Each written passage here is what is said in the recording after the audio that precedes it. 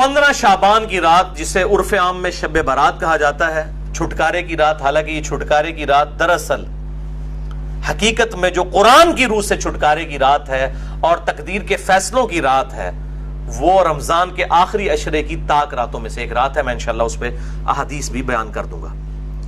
بہرحال یہ 5 احادیث پبلک میں مشہور ہیں، 5 کی 5 ضعیف ہیں۔ سن لیجئے، پہلی حدیث جامعہ ترمذی اور سنن ابن ماجہ سے ہے، مشکات میں ہے 1299، بڑی مشہور حدیث ہے۔ اما عائشہ رضی اللہ تعالیٰ عنہ کہتی ہیں آپ صلی اللہ علیہ وآلہ وسلم کو میں نے ایک رات بستر پہ نہیں پایا تو میں آپ کو ڈھونڈتے ہوئے نکلی تو آپ صلی اللہ علیہ وآلہ وسلم بقیع غرقد تشریف لے گئے تھے، بقیع قبرستان میں، اور آپ صلی اللہ علیہ وآلہ وسلم نے وہاں پر یعنی دعا فرمائی، اور اما عائشہ کہتی ہیں کہ میں آپ صلی اللہ علیہ وآلہ وسلم سے پہلے ہی واپس آ گئی تو آپ صلی اللہ علیہ وسلم نے مجھ سے مخاطب ہو کر فرمایا کہ کیا تم نے یہ گمان کیا تھا کہ اللہ اور اس کا رسول تم سے خیانت کریں گے؟ یعنی سانس پھولا ہوا تھا تو آپ کو پتہ چل گیا کہ یہ میرے پیچھے آئی تھی، یعنی مراد یہ کہ تم یہ سمجھی کہ میں کسی اور زوجہ کے پاس چلی گئی، اور وہی اما عائشہ نے کہا کہ ہاں میں یہی سمجھی تھی۔ تو آپ نے فرمایا یہ بے شک نصف شعبان کی رات ہے، یعنی 15ویں رات ہے شعبان کی، 14 اور 15 کی درمیانی رات۔ اس رات اللہ تعالیٰ آسمان دنیا پر نزول فرماتا ہے جیسا کہ اس کی شان کے لائق ہے، اور بنی کلب کی بکریوں کے بالوں سے بھی زیادہ لوگوں کی مغفرت کر دیتا ہے، لیکن یہ روایت ہے ضعیف۔ ڈاکٹر طاہر القادری صاحب یہ روایت پڑھتے پڑھتے ٹھٹک گئے، کیونکہ اس کے آگے لکھا تھا امام ترمذی نے کہ روایتی جعلی ہے، لیکن یہ علماء اتنے بے شرم ہیں اور بالکل خیال نہیں کرتے ہیں کہ آدھی حدیثیں پڑھتے ہیں، اور چلے کوئی جاہل ہو تو ہم اس کو بینیفٹ آف ڈاؤٹ دے سکتے ہیں، لیکن اگر کوئی عالم اس طرح کی کام کرے گا تو اس کو تو پھر ہم نہیں چھوڑیں گے۔ یہ بے شرمی کی انتہا ہے اور علمی خیانت کی انتہا ہے۔ ٹھٹک گئے۔ آگے کے الفاظ ہیں، امام ترمذی کہتے ہیں کہ یہ روایت منقطع ہے، سب سے شدید جرح ہے کہ راویوں کی ملاقات ہی نہیں ہے آپس میں، اور وہ کہتے ہیں اس میں جو تبع تابعی ہے یحییٰ بن کثیر، اس کی ملاقات تابعی عروہ سے ثابت نہیں جو سیدہ عائشہ کے بھانجے تھے، اور جو تبع تابعی ہے حجاج، اس کی ملاقات یحییٰ بن کثیر سے سما ثابت نہیں ہے۔ اور پھر ساتھ امام ترمذی نے لکھا کہ میں نے اپنے استاد امام بخاری رحمہ اللہ تعالی جنہوں نے صحیح بخاری لکھی ہے ان سے جب اس حدیث کے بارے میں پوچھا تو انہوں نے بھی کہا یہ حدیث صحیح نہیں ہے، یہ حدیث ضعیف ہے، اور یہ سارے سکم انہوں نے بتائے۔ البتہ ایک حدیث ہے صحیح مسلم میں 2256 جس میں رات کا تو ذکر نہیں کہ یہ کون سی تھی، بہرحال یہ الفاظ موجود ہیں صحیح مسلم 2256 کہ آپ صلی اللہ علیہ وسلم ایک دفعہ رات کو اٹھ کے قبرستان بقیع غرقد چلے گئے، 3 دفعہ یوں ہاتھ اٹھا کر آپ نے دعا کی، بڑی لمبی دعا کی، اما عائشہ بھی پیچھے پہنچی، اور پھر بعد میں پہلے ہی وہ آگے اپنے بسترے پہ سانس پھولا ہوا تھا، آپ نے فرمایا کہ تو میرے پیچھے آئی تھی، تو نے کیا سمجھا اللہ اور اس کا رسول خیانت کریں گے، سیم وہی الفاظ ہے۔ پھر آپ نے فرمایا کہ جب تم سوئی ہوئی تھی، لیٹی ہوئی تھی، میں نے گمان کیا کہ تم سو گئی ہو، میرے پاس جبرائیل آئے تھے، انہوں نے مجھے اللہ کا پیغام دیا کہ جا کر بقیع غرقد میں جو دفن ہے مسلمان ان کے لیے دعائے مغفرت کریں، تو میں ان کی دعائے مغفرت کے لیے بقیع غرقد قبرستان میں آیا اور 3 دفعہ ہاتھ اٹھا کے دعا کی۔ اس سے یہ بھی بات پتہ چلی کہ بعض جو سلفی علماء کا یہ موقف ہے کہ قبر کے سامنے ہاتھ اٹھا کے دعا نہیں کر سکتے، وہ بالکل باطل ہے۔ قبر کے سامنے ہاتھ اٹھا کے دعا کر سکتے ہیں، اور اس میں یہ نہیں ہے کہ وہ قبر والے سے مانگ رہے ہیں، وہ آپ اللہ ہی سے مانگ رہے ہیں۔ نبی صلی اللہ علیہ وسلم نے بقیع غرقد قبرستان میں 3 دفعہ ہاتھ اٹھا کے دعا کی، صحیح مسلم 2256۔ بلکہ المستدرک للحاکم میں موجود ہے کہ تمہارا رب حیا فرماتا ہے اس شخص سے جو ہاتھ اٹھا کے دعا کرے کہ اسے محروم لوٹائے۔ ہاتھ اٹھا کے دعا کرنا یہ افضل عمل ہے، اور آپ ہر دعا کے لیے، ایون نماز کے بعد بھی آپ اجتماعی دعا کی بات نہیں کر رہا، الگ سے جو آپ دعا ہاتھ اٹھا کے کریں تو زیادہ بہتر ہے، نہ بھی اٹھائیں تب بھی ٹھیک ہے۔ ہم ٹائلٹ میں جاتے وقت ہاتھ اٹھا کے دعا کرنے تو نہیں جاتے، کر کے جاتے، یا بسم اللہ جو ہم پڑھتے ہیں کھانے سے پہلے ہاتھ اٹھا کے تو نہیں، دونوں طریقے سے بہتر ہے کہ آپ ہاتھ اٹھا کے کریں، اس سے بغیر بھی بالکل ثابت ہے۔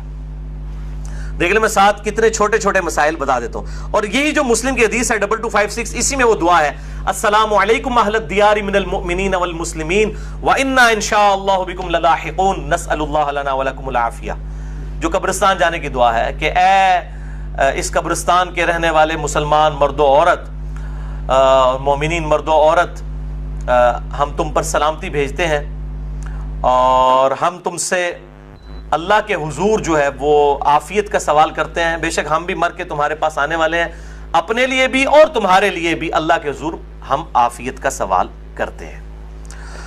دوسری حدیث شعب الایمان امام بیہقی کی کتاب میں ہے 1305، مشکات کے اندر اس کا نمبر ہے، اور یہ ویسے پرائمری کتاب ہے امام بیہقی کی شعب الایمان۔ ام عائشہ کہتی ہیں کہ 15 شعبان کی رات تھی، اس کے بارے میں آپ صلی اللہ علیہ وآلہ وسلم نے فرمایا کہ 15ویں رات کو اس سال پیدا ہونے والے اور اس سال فوت ہونے والوں کے نام لکھ دیے جاتے ہیں، اسی رات اعمال اوپر چڑھتے ہیں اور لوگوں کا رزق بھی لکھ دیا جاتا ہے۔ یہ سارے فضائل قرآن کے اندر سورہ القدر سورت نمبر 97 میں تقدیر کے فیصلے کی رات اور سورہ الدخان کے اندر شب قدر کے بارے میں آئے ہیں۔ اور میرا اصول یہ ہے کہ اگر کوئی حدیث جس کو محدثین بھی ضعیف کہہ رہے ہوں اور وہ قرآن سے بھی ٹکرا رہی ہو تو اس کو ریجیکٹ کرنا بالکل آسان کام ہے۔ اس حوالے سے وہ حدیث بھی میں انشاءاللہ بعد میں بتا دیتا ہوں۔ تو یہ روایت بھی منقطع ہے، اس میں ابن حارث جو تابعی ہے اس کی سیدہ عائشہ سے کوئی ملاقات ثابت نہیں ہے، یہ منقطع روایت ہے۔ اور دوسرے طریق میں ابن کثیر العبدی ضعیف راوی ہے۔ البتہ جو شعبان میں اعمال اللہ کے حضور چڑھائے جاتے ہیں وہ حدیث ٹھیک ہے، سنن نسائی 2359 جو ہم آلریڈی ڈسکس کر چکے ہیں۔ تیسری حدیث سنن ابن ماجہ سے ہے 1306، مشکات کے اندر اس کا نمبر ہے، اور اس حدیث کو وہ ضعیف جمع ضعیف برابر ہے حسن کا فارمولہ لگا کے شیخ البانی نے صحیح کہا ہوا ہے۔ اور اس میں مجھے ایک لطیفہ بھی ضمناً یاد آ گیا، آج سے کئی سال پہلے اسلام آباد میں ایک اہل حدیث عالم جو ہے وہ بریلویوں پہ گرج رہے تھے، یہ بدعت ہے اس رات میں عبادت کرنا، کوئی ثابت نہیں، کوئی حدیث نہیں۔ تو میں نے ان کو ایک چٹ لکھ کے بھیجی کہ آپ کے جو روحانی ابا جان ہے محدث اعظم سعودیہ شیخ ناصرالدین البانی، انہوں نے تو یہ سنن ابن ماجہ کی روایت کو جو مشکات میں 1306 ہے اس کو تو صحیح کہا ہوا ہے، تو مہربانی کر کے یہ جتنا غصہ ہے یہ البانی پہ بھی نکالیں آپ۔ تو اگر آپ کہتے ہیں اس کی اجتہادی غلطی ہے تو ان بیچاروں کو بھی اجتہادی غلطی کہہ کے چھوڑ دیں، یعنی آپ نے دوغلی پالیسی کیوں رکھی ہے؟ یا کم از کم پبلک کو بتائیں تو صحیح۔ لے جی بے شرمی کی انتہا ہے، اس بندے نے چٹ بھی پڑھی ہے لیکن بیان نہیں کیا۔ اپنے بابے سب کو ہی پیارے ہیں، ہمارا بابا ہمیں پیارا تو وہی صاحب ہے، بابے سب کو پیارے ہیں۔ یہ بابوں کا فتنہ بڑا خطرناک ہے، چاہے وہ کسی بھی شکل میں نکل آئے۔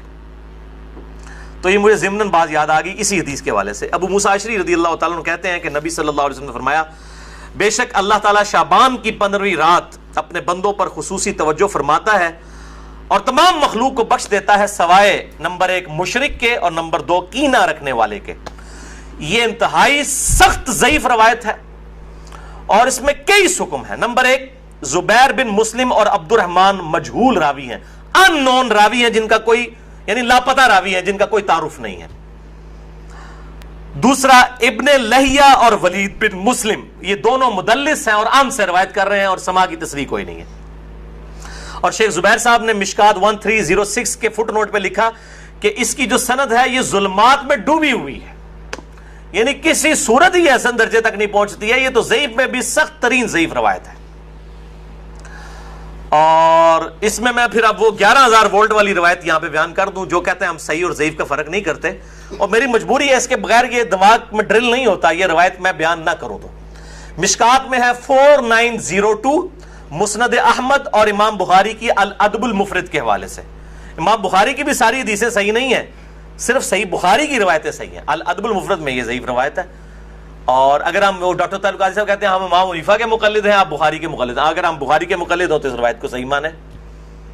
مشکات میں 4902 ہے کہ جو شخص اپنے جہلی نسب پر فخر کرے تو اس کو پھر تم کہو کہ تم اپنے جہلی نسب پہ فخر کرتے ہو، اسے کہو کہ اپنے باپ کی شرمگاہ کاٹ کے اپنے منہ میں رکھ لے، نعوذ باللہ من ذالک۔ اور یہ بات اس سے کنایے سے نہ کرو، ڈائریکٹ کرو۔ اتنی بےہودہ بات آپ صلی اللہ علیہ وسلم کبھی کہہ سکتے ہیں؟ وَإِنَّكَ لَعَلَىٰ خُلُقٍ عَظِيمٍ، اخلاق کے بلند ترین درجے پہ فائز۔ اور بخاری اور مسلم کی حدیث کہ آپ صلی اللہ علیہ وآلہ وسلم میں کنواری لڑکیوں سے زیادہ شرم و حیا تھی، وہ اس قسم کی بات کر سکتے تھے؟ اس میں بھی یہی حکم ہے، اس میں حسن بصری مدلس ہیں اور ان سے روایت کر رہے ہیں، اور صحیح مسلم کے مقدمے میں موجود ہے کہ مدلس کی ان والی روایت سما کی تصریح کے بغیر ضعیف ہوگی۔ مسئلہ نمبر 36 میرا سن لیں، ضعیف الاسناد اور من گھڑت احادیث کے فتنے کا تحقیقی جائزہ، جسے شوق ہو تو یہ میں نے الزامی جواب پھکی کے طور پہ یہ اینٹی وانم دیا تھا، یہ والی روایت۔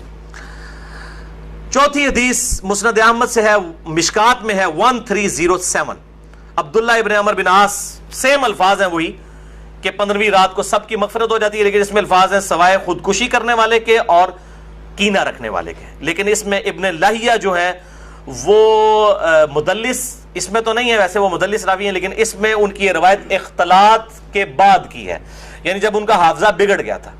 یہ امام حاکم نے المستدرک الحاکم میں کئی روایتوں کو بخاری مسلم کی شرط پہ صحیح کہا ہے، اور بات بھی صحیح ہے کہ بخاری اور مسلم کے راویوں سے وہ حدیثیں ہیں، لیکن ان میں کئی راوی ایسے ہیں، کئی صحابہ بھی ایسے ہیں کہ وفات سے پہلے وہ اپنی حدیثوں کو مکس کر جاتے تھے، حافظہ کمزور پڑ گیا. تو اگر راوی ثقہ ہو بعد میں اس کا حافظہ بگڑ جائے تو اس کے حافظہ بگڑنے سے پہلی والی روایتیں جو ہوں گی وہ صحیح ہوں گی، بعد والی ضعیف ہوں گی. یہ بعد والی ہے کیوں؟ جو راوی ان سے یہ روایت بیان کر رہا ہے اس کی ملاقات ان کا حافظہ بگڑنے کے بعد ہوئی ہے، وہ پہلے کا راوی نہیں ہے. اسی وجہ سے امام حاکم کی کئی روایتیں جن کو وہ بخاری اور مسلم کی شرط پہ صحیح کہتے ہیں وہ ضعیف ہو جاتی ہیں. یہ میں آپ کو ٹیکنیکل پوائنٹ بتا رہا ہوں. وہ حضرت آدم کی توبہ قبول ہونے والا جو واقعہ ہے نبی صلی اللہ علیہ وآلہ وسلم کے وسیلے سے، مسئلہ نمبر 43 میں بھی میں نے بتایا ہے، وہ روایت جو ہے وہ امام حاکم نے تو بخاری مسلم کی شرط پہ صحیح کہا ہے، لیکن وہ روایت تو ضعیف ہے اور سخت ضعیف روایت ہے. تو یہ چیزیں خیال رکھی جائیں. اور یہاں پہ میں ایک ضمناً اور بات بھی عرض کر دوں کہ یہ اہل تشیع کے ہاں بھی شعبانیہ منایا جاتا ہے 15 شعبان کی رات کو. وہ شب برات نہیں منا رہے ہوتے ہیں، وہ امام محمد بن حسن عسکری کا یوم ولادت مناتے ہیں. ان کے ہاں بھی یہ کانسیپٹ نہیں ہے شب برات والا، لیکن وہ ہمارے بریلوی بھائی خوش ہو رہے ہوتے ہیں کہ انہوں نے بھی لائٹنگ کی ہوئی ہے، ہم نے بھی کی ہے، تے سنی شیعہ دا اجماع بنا لیندے نے. دیکھو اجماع کوئی نہیں ہے، وہ اپنے چکر چ ہوندے ہیں، تسی اپنے چکر چ ہوندے ہو. ٹھیک ہے، اسی اپنے چکر چ اسی اپنی آخرت دی فکر چ. تو وہ امام محمد بن حسن عسکری کا یوم ولادت. 5ویں حدیث سنن ابن ماجہ سے ہے، مشکات میں 1308. مولا علی رضی اللہ تعالیٰ عنہ علیہ السلام سے ہے کہ جب شعبان کی 15ویں رات ہو تو آپ صلی اللہ علیہ وسلم نے فرمایا دن کا قیام کرو، رات کا قیام کرو، دن کا روزہ رکھو. اب دن کا روزہ الگ سے صحیح مسلم وہ 27 جو 45 نمبر حدیث تھی اس سے ثابت ہے، اس کی وجہ سے میں نہیں، وہ الگ سے، کیونکہ غروب آفتاب سے طلوع فجر تک آسمان دنیا پر اللہ تعالیٰ نزول فرماتا ہے اور کہتا ہے کوئی مغفرت کا طالب کہ میں اسے بخش دوں، ہے کوئی رزق مانگنے والا کہ میں اسے عطا کروں، ہے کوئی عافیت چاہنے والا کہ اسے عافیت دوں. اور یہ سلسلہ طلوع فجر تک حتی مطلع الفجر، وہ جو سورہ قدر میں شب قدر کے بارے میں آتا ہے، یہ وہی الفاظ ہیں. یہ روزانہ ہوتا ہے، تہائی رات آخری جب رہ جاتی ہے. بخاری مسلم کے حوالے سے میں حدیث بیان کر چکا ہوں. تو 15 شعبان کا روزہ جو ہے وہ معاملہ بالکل الگ ہے. اس حوالے سے اور کئی روایتیں ہیں. شیخ زبیر زئی رحمہ اللہ تعالیٰ نے ایک پورا مضمون لکھا تھا جو مقالات کی پہلی جلد کے اندر وہ مضمون موجود ہے، جسے شوق ہے تو وہ پڑھ سکتا ہے. 14-15 صفحوں کا مضمون ہے جس میں انہوں نے یہ ساری بحثیں اس کی ضعیف روایتوں کے حوالے سے کی ہیں، اور انہوں نے ہی ایک صحیح قول بھی ایک تابعی کا لکھا. لیکن چونکہ تابعی کا قول مقطوع ہوتا ہے اور تابعی اگر کوئی غیب کی بات کرے گا تو وہ ضروری نہیں کسی صحابی سے سنی ہو، وہ کسی دوسرے تابعی سے بھی سن سکتا ہے. صحابی کی غیبی خبر جو ہے نا بیان کی ہوئی وہ امپلائڈ ہے کہ نبی صلی اللہ علیہ وآلہ وسلم سے سنی ہے. صحابی کی جو مرسل ہے وہ ایکسیپٹیبل ہے، اسے ہم موقوف روایت کہتے ہیں. تابعی کی مرسل ایکسیپٹیبل نہیں، اس کو ہم مقطوع کہتے ہیں. یہ غیبی خبر سے متعلق ہے، لیکن یہ تابعی تک قول ثابت ہے. اس کا مطلب یہ ہوا کہ اس زمانے میں بھی یہ مسئلہ موجود تھا. مکحول تابعی ہیں شام کے، یہ مشہور تابعی ہیں، اور ان کے بارے میں مشہور ہے کہ اکثر مرسل روایتیں چھوٹے ہوئے واسطوں والی بیان کرتے تھے. شعب الایمان امام بیہقی کی کتاب میں انٹرنیشنل نمبر کے مطابق 3671 نمبر یہ روایت ہے. وہ کہتے ہیں کہ 15ویں شعبان کو اللہ تعالیٰ زمین والوں کی طرف متوجہ ہوتا ہے 15ویں شعبان کی رات کو، اور کافر اور کینہ رکھنے والے کے سوا سب کو بخش دیتا ہے. اب یہ روایتیں اتنی زیادہ ہیں کہ اس کی وجہ سے بعض اہل حدیث علماء کا بھی یہ موقف ہے کہ کچھ نہ کچھ اس کی اصل موجود ہے. اکثر تو نہیں مانتے لیکن کچھ اہل حدیث علماء بھی مانتے ہیں، اور دیوبند بریلوی تو ویسے ہی مانتے ہیں. اور میرا موقف شروع سے جو تھا وہی ہے کہ میں ہمیشہ فتویٰ نہیں لگاتا، خود کرتا نہیں ہوں، کسی پہ فتویٰ نہیں لگاتا. میرا مسئلہ نمبر 44 پرانا بھی سن لیں اور اب یہ نیا بھی آج ریکارڈ ہو رہا ہے. میرا موقف وہی تھا 5 سال پہلے بھی، اور باقی میں خود کیوں نہیں کرتا، جب تک کوئی چیز اتھینٹیکیٹ نہ ہو جائے تو نہیں کرنی چاہیے. یہ اکثر کہتے ہیں نیکی کا کام ہے، خیر ہے کرنے دو جی. لوگ سال کے بعد اگر کوئی نکلی ہے عبادت کے لیے، تو میرے بھائی سال کے بعد لوگ عید کی نماز کے لیے نکلتے ہیں، تو آپ عید کی اذان کیوں نہیں دیتے ہیں لوگوں کو بلانے کے لیے؟ نہیں جی ثابت نہیں ہے. تو کیا ثابت نہ ہوئی تو کیا ہوا, گناہ کا کام تو نہیں ہے, دے دیا کرے اذان. سال بعد لوگوں نے عید پڑھنے کے لیے نکلنا ہوتا ہے, پکیجے الزامی جواب, اینٹی وینم, لاجیکل آنسر. تو کہیں گے نہیں جی ثابت نہیں. بھئی آپ کا تو فارمولہ تھا, ثابت ہو یا نہ ہو, نیکی کا کام ہے تو کر لیں. تو عید کی اذان دے دیں, جنازے کی اذان دے دیں, کیوں نہیں دیتے؟ کہتے ہیں جی نبی صلی اللہ علیہ وآلہ وسلم سے ثابت نہیں. ہم بھی یہی کہہ رہے ہیں. اور پھر اس حدیث کو بھی یاد کر لیں جو صحیح مسلم میں 2684 اور مشکات میں 2052 ہے کہ آپ صلی اللہ علیہ وآلہ وسلم نے جمعے کے دن کو اور جمعے کی رات یعنی شب جمعہ کو قیام کے لیے مخصوص کر لینا, یعنی میں نے صرف یہ اسی میں ہی قیام کرنا ہے, اس سے منع فرمایا ہے. اور الا یہ کہ کسی کے روزے پہلے سے چلتے آ رہے ہوں یا کوئی پرٹیکولر روزہ آ جائے, جس طرح 10 محرم کا روزہ آ گیا یا یوم عرفہ کا, وہ رکھ سکتا ہے, اس کے علاوہ نہیں. اور بیسیکلی مقصد تھا مخالفت یہود و نصارہ کی. یہودیوں نے ہفتے کے دن کو مخصوص کیا اور عیسائیوں نے اتوار کو, تو کہیں مسلمان جمعہ ہی نہ پھاڑ لین خالی, اور پھر بھی مسلمان بعض نہیں ہے انہوں نے جمعہ پھاڑ لیا ہے, خیال ہونا پھر بھی کوئی نہیں کیا. وَلِعَوْذُ بِاللَّهِ تَعَالَى.